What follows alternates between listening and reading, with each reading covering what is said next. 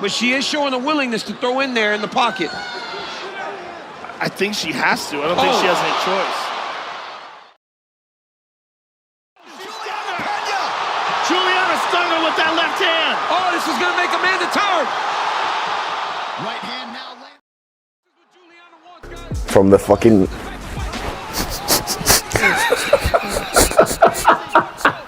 That's what it was like. Pena to the back. Oh, Juliana's got it down. She's going to choke her. She's got it back. She's going to choke her. She's got time. She's in. Juliana Pena. What's Shot this happening? Choke. And no! Undisputed.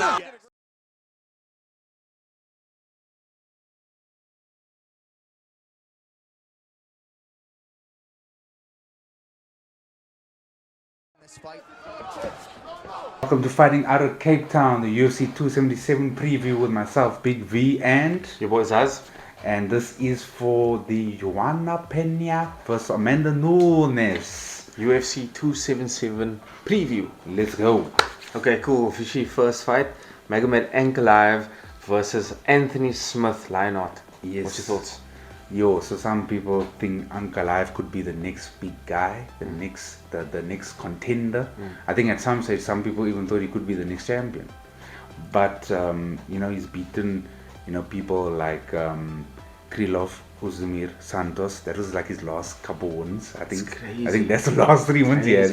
And the only loss he's had was to Paul Craig. So I think he's gonna have a great fight against Anthony Smith, who I think might be coming back from, you know, the depths of UFC hell. You know, losing too many fights and possibly getting those like, oh, am I still around here? Am I still that guy? So we'll see what he can do this weekend. What's your thoughts? Yeah, look, I think it's a tough one. I think it seems to me like it's the old guard versus the new guard. Yeah. Almost changing of the mantle, so to say. And I think that with Anthony Smith at Lionheart, I think he went through a lot of crazy shit for a period, and not to make excuses, obviously. He lost to some really good guys, but he did take a dip, and he seemed to have, you know, rectified it and brought something, you know, his career back to life, you know, his UFC 100%. Career at least back to life, and now he's suddenly, you know, back in the picture, in the title picture, and getting a really, really tough fight in Ankalaev. Look, the thing about Anthony Smith is why I think he stays, or he always has a fighting chance in any fight, even, you know, the top echelons of the light heavyweight division. I think it's because of his skill set. He can finish by sub. He's a good wrestler, good in BJJ, really good striker. He's got everything. He's got power in his hands. So I think he always gives himself a good chance. That type of fighter always gives themselves a good chance to, you know, stay in the fight and win a fight potentially. My brother is fighting Magomed Ankalaev, the Big Eagle Ankalaev. Obviously, we know they're nothing alike, but you know, we know that there is high level of the highest level wrestlers around that guy, just, you know, walking in the streets, you know, let alone in the gym. But he also has him hands, and he has danger and fire and power in those hands. Fire and power in his hands. Crazy. Big Russian man. Crazy. That hasn't been hit a lot. That is very true. So I feel like there might be some, you know, more that you'd be able to absorb, but more than Lionheart. But who knows? Let's see. It's gonna be a fun fight. I think they're gonna get some award money, possibly some bonus. I think they're gonna get either knockout of the night or submission of the night, maybe even fight of the night if it goes, you know, the distance. But we'll see. I think it's gonna be a finish. I think they're both good finishes. I think it's gonna be a finish. I think Ankalaev is probably gonna knock him out. That's what I'd say. Very nice. I think I'm going with the exact same prediction because it's hard not to. It's hard not to. The man's a killer, and he's here to take what is his, bro. Ooh, let's go. Okay, you're giving me goosebumps. Alexandre Pantoja versus Alex Perez. I like Sparash. So Alex is obviously from the Contender Series, and he was the first Contender Series guy to fight for a UFC title really quickly in a short space of time. It's crazy. It was a bit of a rocket to the top. Crazy, bro. And I understand because they need to build that division a bit more and new faces. So I understand. But I mean, so Alex Perez, that's also probably why I took some else. Oh, probably Because why. a bit too soon for him, who knows? Very true. Look, I think Alexander Pantoja is a dangerous bruh. Amazing fight. Like Skillful. many people have said, supposed to be would have been the champion in his time, but he got many injuries, and now he's just trying to fight his way back. He got fluffy knees. He got He got the fluffy knees. in your knees.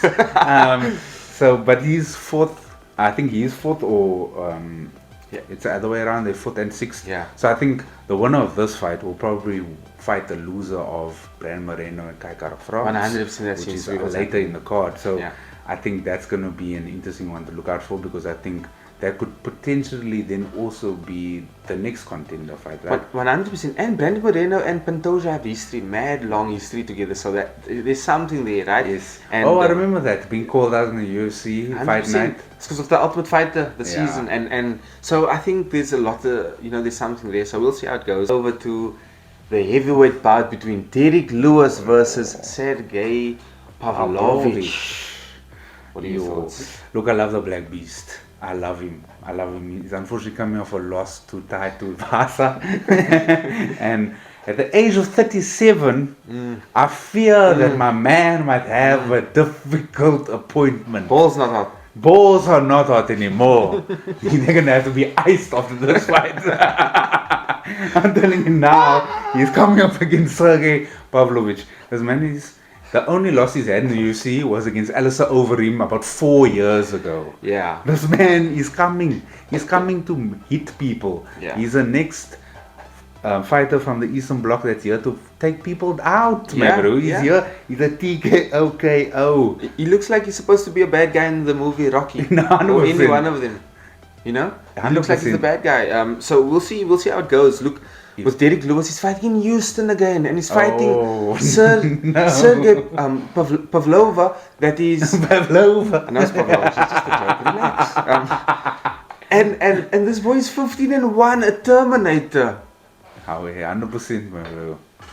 I thought he wanted to get a win in Houston. No, I think he's not going to get a win in Houston. Did he give up? No, because also this Oh. fight card is also being in Dallas, not Houston. Oh, is it in Dallas? Oh, Well, it's in Texas, and he's from Well, it's Texas. in Texas. motherfucker. He's from Texas, He's so from kinda he just walks kinda- to the, to Dallas. That can't, it's like 10 hours away. 22. It's 2 flights. It's a connecting flight. Anyway, they fly to Doha. And It's cheaper. Oh my god.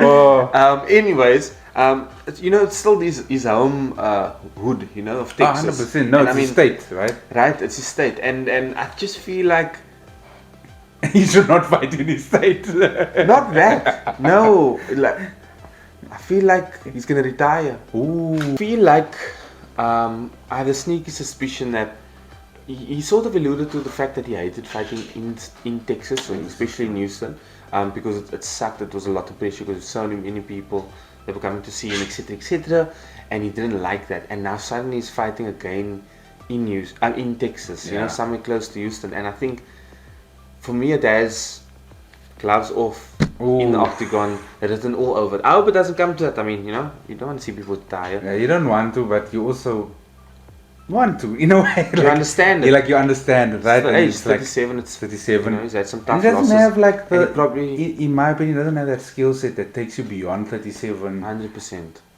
He's a great fighter, and he's got that personality, and my balls out, and Yeah. all that is great. But like, it's gonna come to an end someday, and it might possibly be this weekend. Let's see. It's gonna be interesting. Yeah. Co-main event of the evening is a flyweight. Ooh, it's gonna be a slugfest, baby.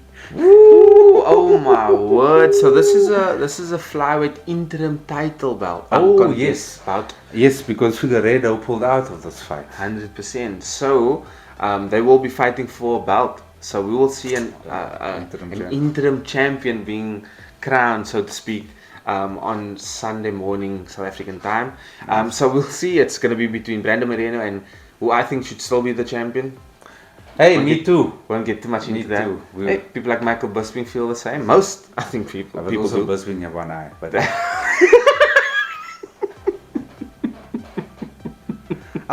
I can't see the TV, Rebecca.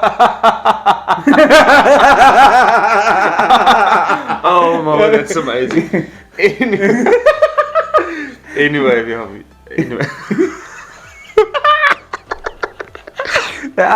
I don't even know what to say. Yeah, you're right. That's true. Anyways, clearly Figgy won. Apparently. Clearly, well, like he obviously right. The judges said he won, so clearly he won. Even though we believe Brandon Moreno probably got the nod there. He's now fighting, whether that happened or not, it's in the past. He's now fighting TKO France. Oof. The city kickboxing boy. And all I know about city kickboxing is those boys, when they get to a certain level, they know how to win fights. Look, necessarily when they're coming up, Carlos Alberg, Kaikara, Brand Riddle, they might not win all of their fights, but if they get to that level that Izzy is at or Volkanovski is at, and I see Kaikara France kind of getting to that point, and I think that this might be a more exciting fight than people even want to admit. Yeah. Because I get it, everybody wanted to see Figgy Moreno 4. I did. Who doesn't want to see that fight? Yeah, I watch him fight every weekend. Wild. I watch him fight every weekend. They're amazing. Yeah.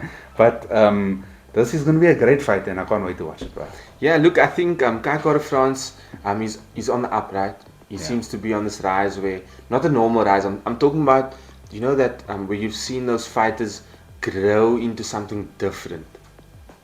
Almost leveling up, and that's what I feel about TKO France. So we'll see. We'll have to see and keep a close eye on this one. He also has knockout power. Oh, he does. And he's aggressive. So I like that about him.